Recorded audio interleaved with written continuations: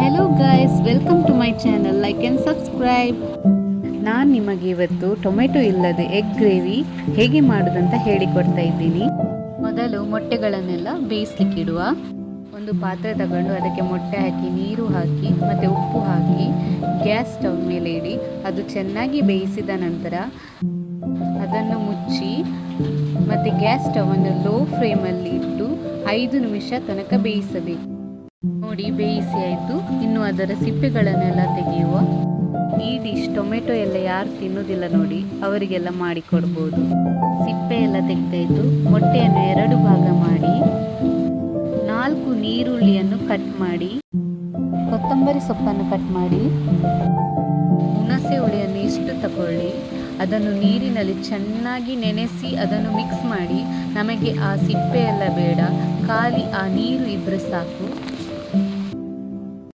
Gas on ಮಾಡಿ ಒಂದು ಬಾಣಲೆ ಇಡಿ. 4 ಚಮಚ ತೆಂಗಿನ ಎಣ್ಣೆ ಹಾಕಿ, ಎಣ್ಣೆ ಕಾದ ನಂತರ ನೀರುಳ್ಳಿ ಹಾಕಿ, ನೀರುಳ್ಳಿ ಬ್ರೌನ್ ಕಲರ್ ಬರುವ ತನಕ ಚೆನ್ನಾಗಿ ಬೇಯಿಸಿ. ನೋಡಿ, ಬ್ರೌನ್ ಕಲರ್ ಆಯಿತು. ಇಷ್ಟು ಆದರೆ ಸಾಕು.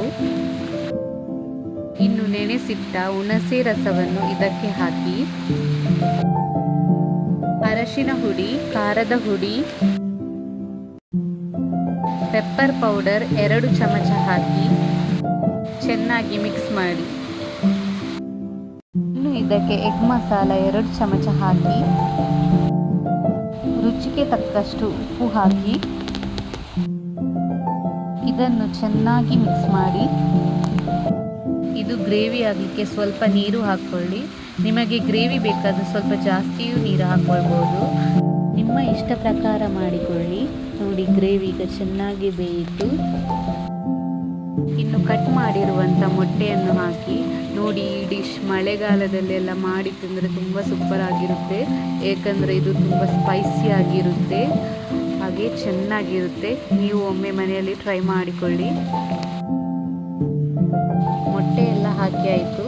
ಇನ್ನು ಗ್ರೇವಿ ಎಲ್ಲ ಆ ಮೊಟ್ಟೆಗೆ ತಾಗುವ ಹಾಗೆ ಚೆನ್ನಾಗಿ ಮಿಕ್ಸ್ ಮಾಡಿಕೊಳ್ಳಿ. ಗ್ರೇವಿ ಎಲ್ಲ ಮಿಕ್ಸ್ ಮಾಡಿದ ನಂತರ ಇದು 3 ನಿಮಿಷ ಚೆನ್ನಾಗಿ ಬೇಯಲಿ. 3 ನಿಮಿಷ ಚೆನ್ನಾಗಿ ಬೇಯಿಸಿದ ನಂತರ ಅದಕ್ಕೆ ಕೊತ್ತಂಬರಿ ಸೊಪ್ಪು ಹಾಕಿ ಸ್ವಲ್ಪ ಹೊತ್ತು ಬೇಯಿಸಿ. ನೋಡಿ, ಈಗ ರೆಡಿ ಆಯಿತು ಎಗ್ ಗ್ರೇವಿ ವಿತೌಟ್ ಟೊಮೆಟೊ. ನೀವು ಕೂಡ ಒಮ್ಮೆ ಮನೆಯಲ್ಲಿ ಮಾಡಿ ನೋಡಿ. ಮತ್ತು ಈ ಟೊಮೆಟೊ ಎಲ್ಲ ಇಷ್ಟ ಇರುವುದಿಲ್ಲ ನೋಡಿ, ಅವರಿಗೆ ಕೂಡ ಮಾಡಿಕೊಡಿ. ಅವರು ತುಂಬ ಇಷ್ಟಪಟ್ಟು ತಿನ್ನುತ್ತಾರೆ. Thank you for watching my video. Like and subscribe.